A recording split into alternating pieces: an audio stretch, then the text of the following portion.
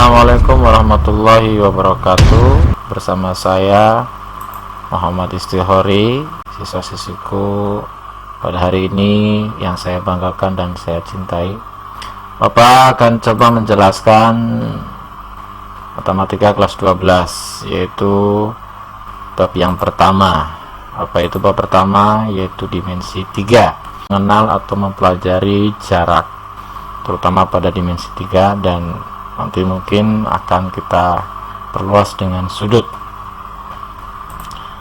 Pertama yang kalian akan pelajari pada dimensi 3, untuk bagian yang pertama, kalian sebelum ke jarak akan mengenal tentang kedudukan titik, garis, dan bidang.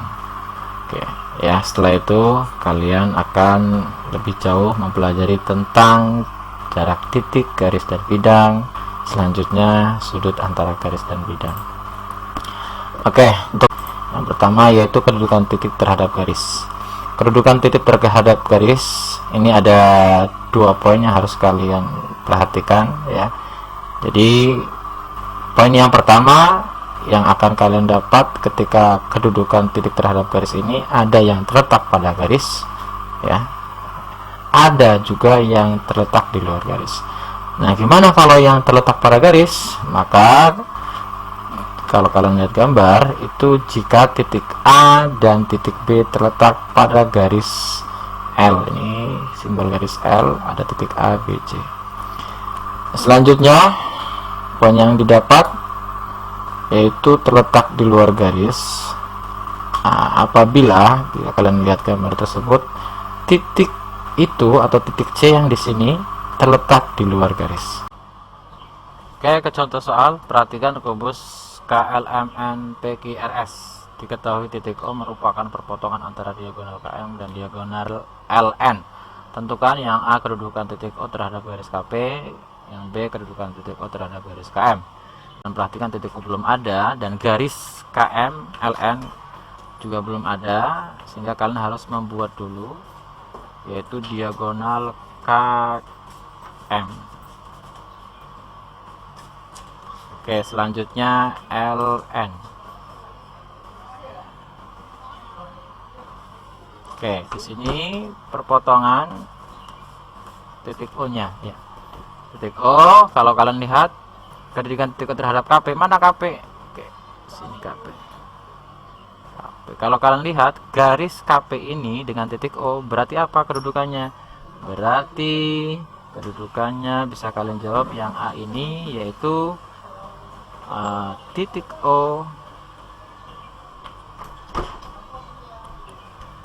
O terletak di luar garis KP. Oke, jawaban yang B, kedudukan titik O terhadap garis KM. Mana KM? Ini KM ya, saya tandai dengan yang berbeda, yang ini nih, KM yang ini ya.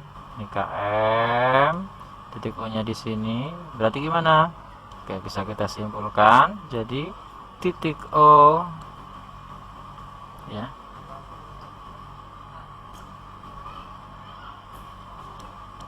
titik O terletak pada garis KM. Oke. Ya, kita lanjut ke pembahasan yang selanjutnya, yaitu kedudukan titik terhadap bidang. Perhatikan gambar, di sini ada bidang alfa yang kalian lihat di akhir ya. Terus ada juga titik A, B segaris pada garis K, disimpulkan garis K, di sini ada titik C.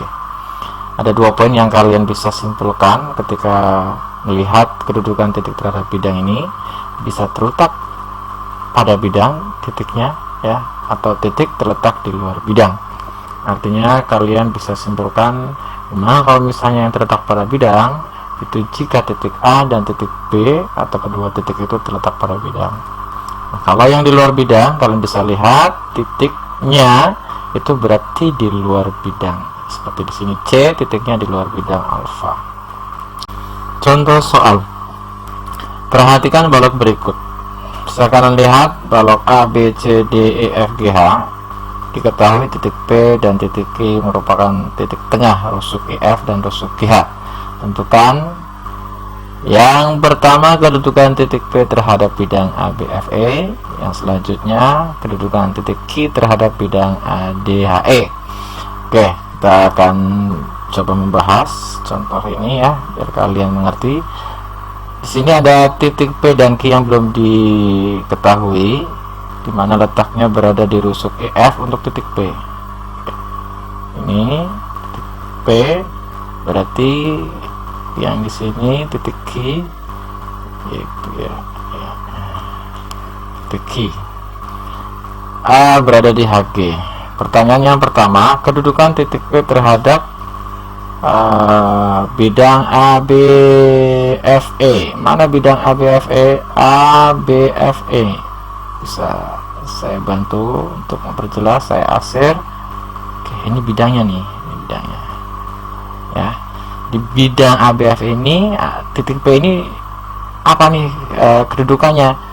Berarti kalau misalnya kita kaitkan dengan teoris yang tadi, maka titik ya, bisa gitu ya, titik P terletak pada ya, bidang ABFE. Oke. Untuk yang selanjutnya, kedudukan Q terhadap bidang ADHE. Mana bidang ADHE? Bisa kalian perhatikan di bidang ADHE ini. Ini saya hapus dulu biar untuk mempermudah ya. Oke. Bidang ADHE saya bantu untuk mengasir biar lebih jelas. Ini bidang ADHE.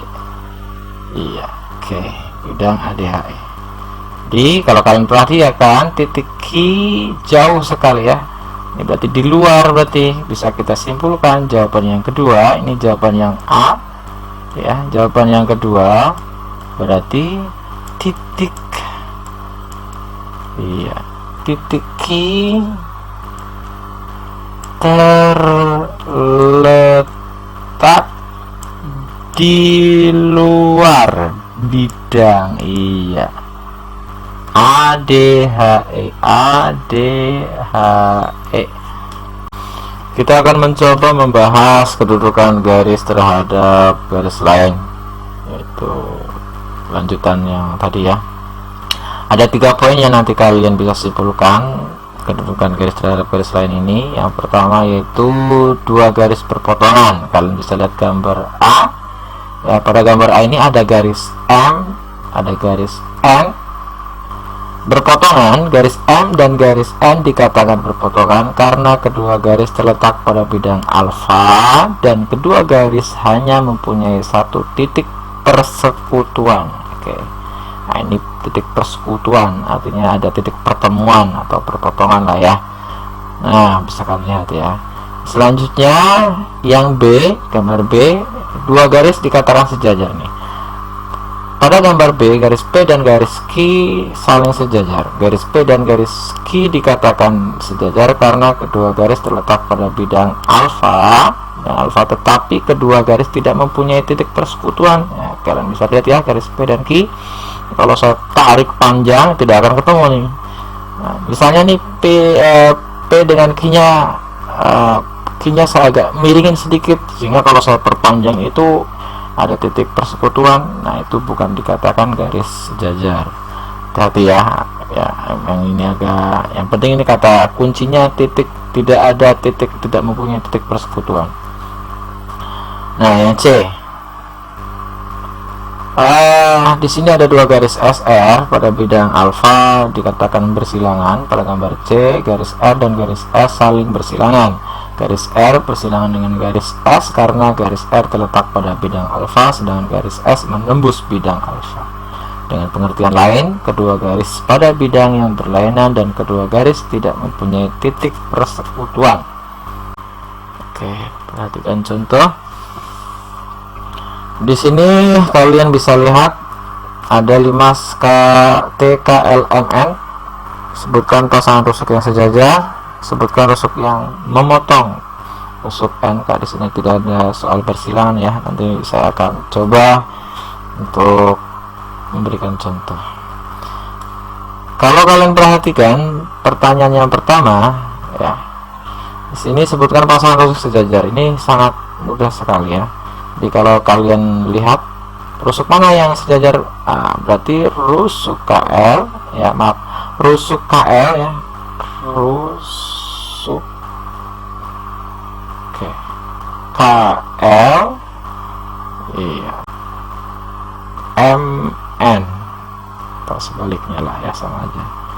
Nah, apalagi nih yang sejajar, dan rusuk LM sejajar dengan rusuk KN. Ini lambang sejajar nih ya, sejajar. Dua garis mainnya agak bengkok, gak apa-apa lah. Nah, sekarang ini jawabannya A nih ya, jawaban yang A. Nah, yang B nya kita terus di sini. Sebutkan rusuk yang memotong rusuk NK. Nah, oke. Sebelumnya kita lihat rusuk tegak ini, kalau misalnya kita lihat berarti tidak ada yang sejajar ya. Kenapa? Karena di sini bersekutu semua di T, antara LT, MT dan selanjutnya. Ini rusuk tegaknya. Sehingga sebenarnya untuk menjawab pasangan yang pertama atau jawaban yang pertama itu kita fokus langsung ke bidang alasnya. Yang B, sebutkan rusuk yang memotong rusuk NK. Mana rusuk NK? Oke, saya bantu. Rusuk NK ini nih, rusuk NK. Oke, rusuk NK ini berarti yang memotong dengan rusuk NK. Langsung aja ya, yang memotong rusuk NK yaitu ya kan, apa saja nih, KL memotongnya di sini ya, bersekutu di K, KL rusuk ya. Oke, itu rusuk KL, saya tulis di sini rusuk.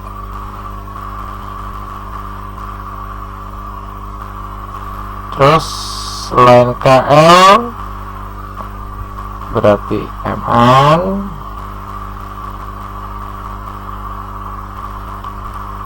kira-kira ada lagi nggak? LM ini gimana nih? Oh enggak, kalau LM berarti sejajar.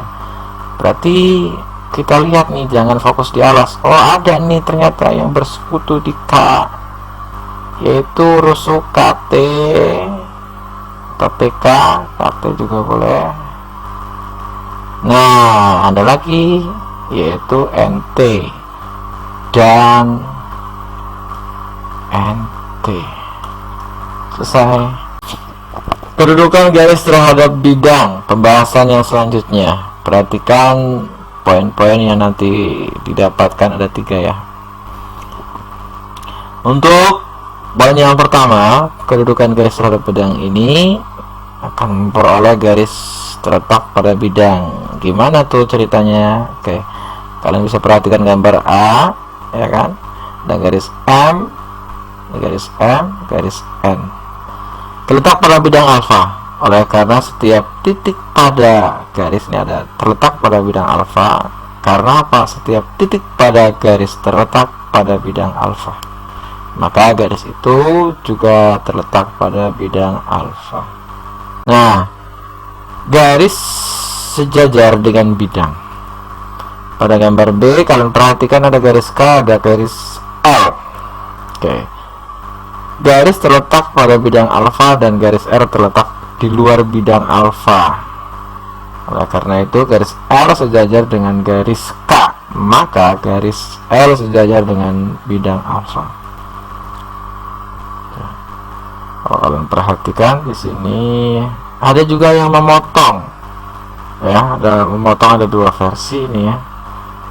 Yang penting garis memotong atau menembus ya. Garis memotong atau menembus bidang pada gambar C, garis H dan garis J. garis H dan garis C kalau bisa lihat, memotong atau menembus bidang alfa berturut-turut di titik A dan titik B. Oke. Titik B. Garis C memotong tegak lurus pada bidang alfa. Akibat garis C akan tegak lurus dengan semua garis pada bidang alfa. Kalau H ini nggak tegak lurus, tapi tetap memotong dikatakan atau menembus. Bedanya itu saja. Oke, kita bisa lihat contoh. Kalian perhatikan. Sebutkan garis yang sejajar pada bidang ABGH. ABGH.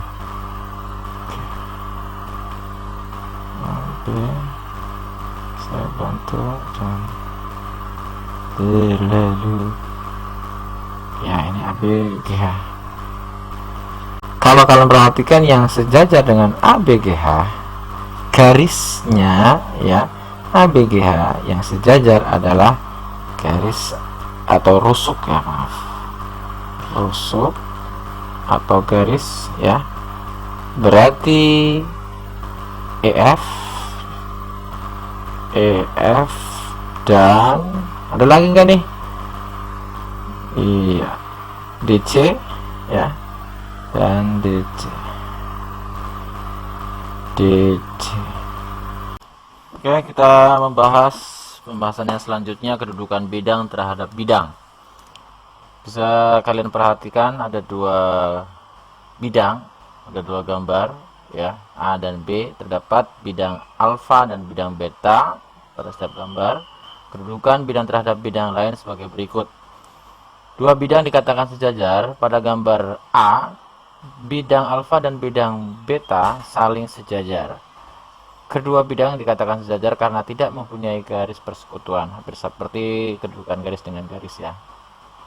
Nah, sekarang dua bidang bisa dikatakan berpotongan. Kalau kalian lihat pada gambar B, jika bidang alfa dan bidang beta saling berpotongan, kedua bidang dikatakan berpotongan karena mempunyai satu garis persekutuan, yaitu garis AB. Kalau ini kalian bisa lihat ya, ada bidang alfa yang ke atas, bidang beta ke samping. Kalian bisa lihat ada persekutuan yang membentuk sebuah garis AB. Garis persekutuan itu disebut garis perpotongan bidang alfa dan bidang beta atau vertikal. Nah, sehingga contoh soal, perhatikan kubus berikut: KLMN PQRO. Sebutkan pasangan bidang yang sejajar. Yang kedua, sebutkan bidang yang memotong bidang KNRO. Oke, kalian bisa perhatikan ya. Kita coba untuk membahas. Sebutkan pasangan bidang yang sejajar sesuai dengan teori kedudukan bidang dengan bidang. Ini kalau misalnya kalian perhatikan, untuk yang pertama jawabannya, bidang yang sejajar adalah bidang kalian perhatikan KLMN, bidang alas KLMN, maka nanti sejajar dengan bidang PQRO. Selanjutnya bidang, kalau kalian bisa lihat bidang yang sebelah kanan LMPQ, maka sejajar dengan bidang yang sebelahnya lagi, sebelah kiri, sejajar dengan KNRO. Selanjutnya berarti ada 1, 2, 3 ya. 3 heta, berarti bidang sekarang yang depan dan belakang KLPO sejajar dengan NMPR atau NMPR. Nah, untuk B kita coba di sini. Sebutkan bidang yang memotong KNRO. Yang memotong bidang KNRO yaitu Oke, KNRO. Coba saya untuk nih bidang KNRO ya. Saya share.